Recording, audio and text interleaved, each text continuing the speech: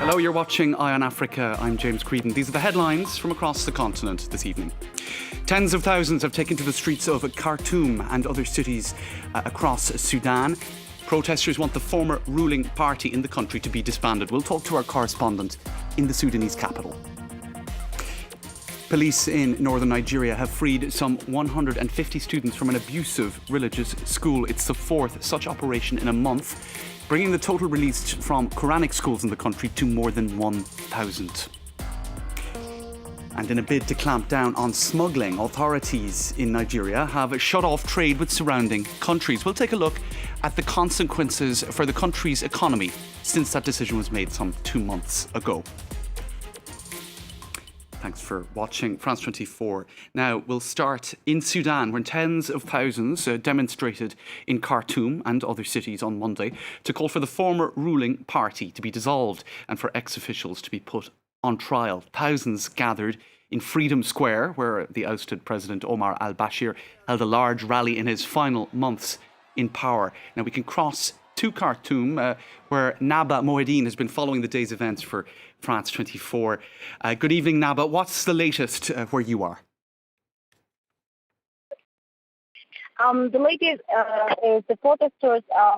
They already marked.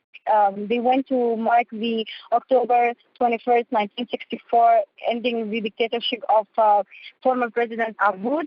And they were so worried and cautious that they expect that NCP and Bashir supporters will attack them because there was a very big polarization war erupted in the past few weeks by attacking the revolution and saying it's anti-Islamist and anti-liberal, and it was very well organized work by the jihadists and by the mosque sheikhs and imams.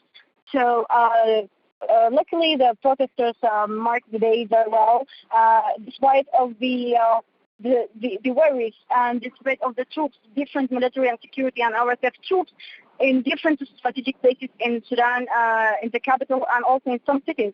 They till this hour, this late hour, they are blocking the access of Nile Street and the palace and the main bridges and the main locations and the TV and broadcast institutions. So till now there is no updates. There is no attacks that they were expected, but yeah, the protests went very well. It was a bit diffused by the late formation of the committee to investigate on the June the 3rd massacre. So it made the day went very well yesterday because they think that this is the serious step towards getting rid of the NCB party and to seize their money and the power as they are sweating the transitional change in Sudan.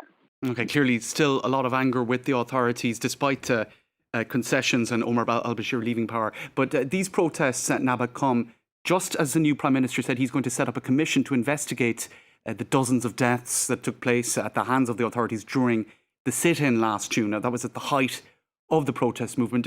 Do you have a sense of why that hasn't appeased protesters at all, by the looks of things? Actually, it saves the day from different scenarios because before there was a deadline for the Prime Minister, for the transitional government generally, to form this independent investigation, which is just in 3 weeks it will end. So luckily, the independent investigation committee was formed like hours from now, less than a day, and it made the situation a little bit clear. People will think, they don't think justice will just be brought this way, but it's a serious step that may make NCB or Bashir supporters change their minds or put in different scenarios to use whatever they are threatening with. So this independent investigation committee, maybe it's used to defuse the protesters, to for their anger, the growing anger and the depression that nothing has changed, the NCB and the mock trial of Omar al-Bashir seizing the money. But in the same time, it's good. It's a bit make the gap between the any militias, Islamic militias, and any possible attack on the protesters.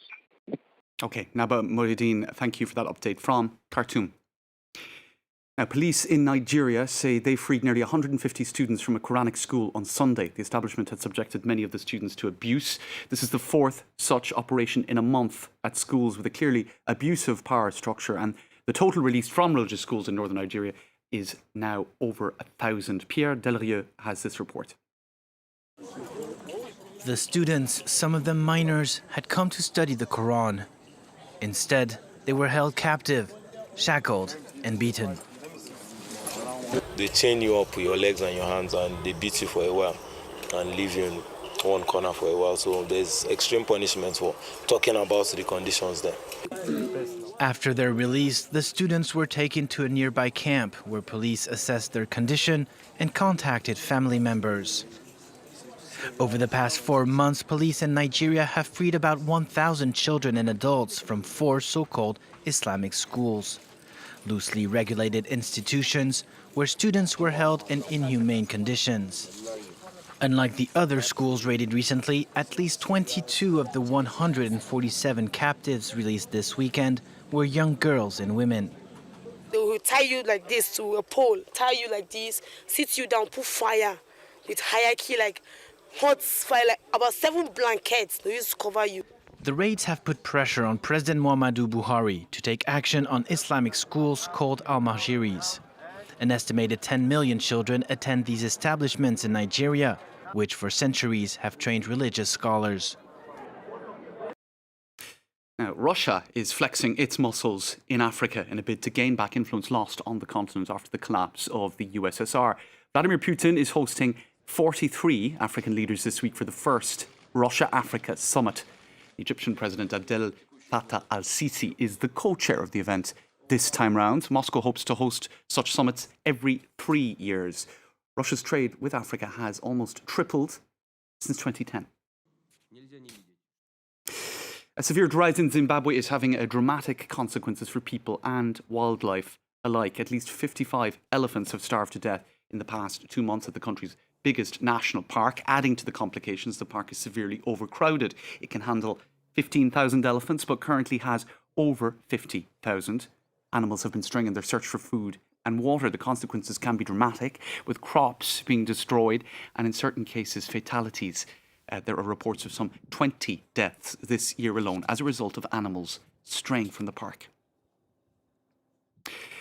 2 months ago, Nigeria slapped restrictions on cross-border trade with its neighbours. President Muhammadu Buhari made the move to clamp down on smuggling.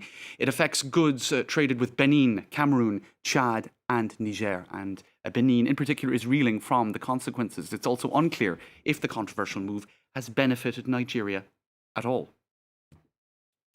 Merchants used to stock imported rice in warehouses on this commercial street in northern Lagos. But since the government shut its borders to overland food imports back in August, rice bought in Asia and repackaged in Benin is no longer allowed into Nigeria. That's left this shop's business on the verge of collapse.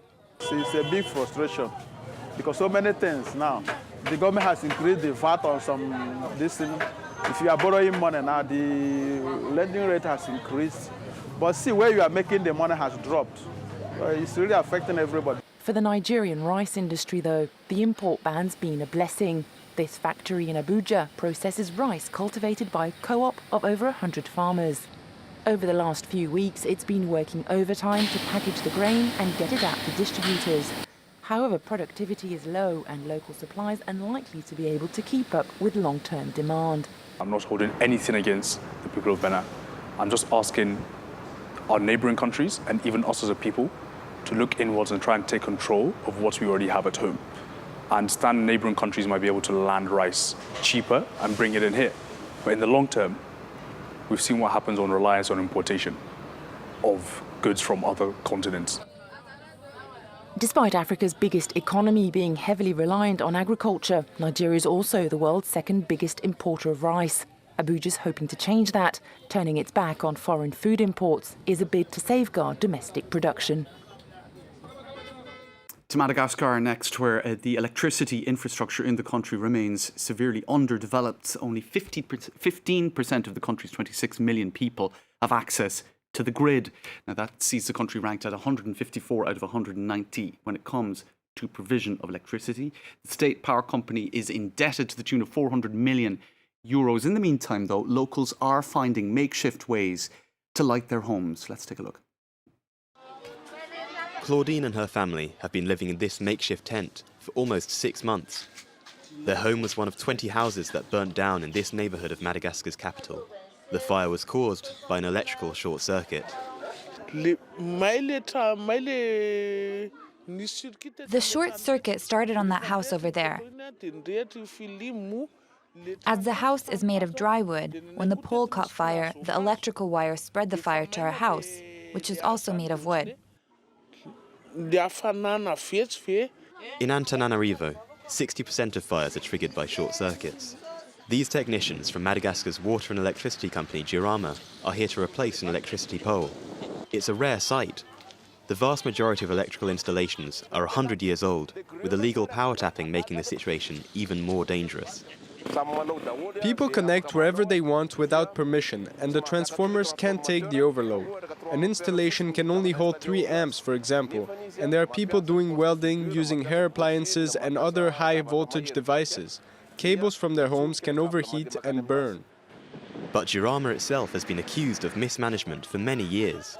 It has sold its electricity at a loss, buying kilowatt hours from private suppliers at twice the price it sells to consumers. The result? A colossal debt of 300 million euros and frequent power cuts to save electricity. This electronic equipment salesman is tired of the power cuts and has now turned to solar panels. When I used to buy electricity from Girama, whenever we watched TV shows, it would always cut out when it got interesting. Since we've been using solar panels, we can use all our devices. Only 1 in 10 people in Madagascar currently have access to electricity. But with the country enjoying nearly 2,800 hours of sunshine per year, turning to solar energy could offer the country a more reliable and greener source of power. That's all for this edition of Eye on Africa. Thanks for watching.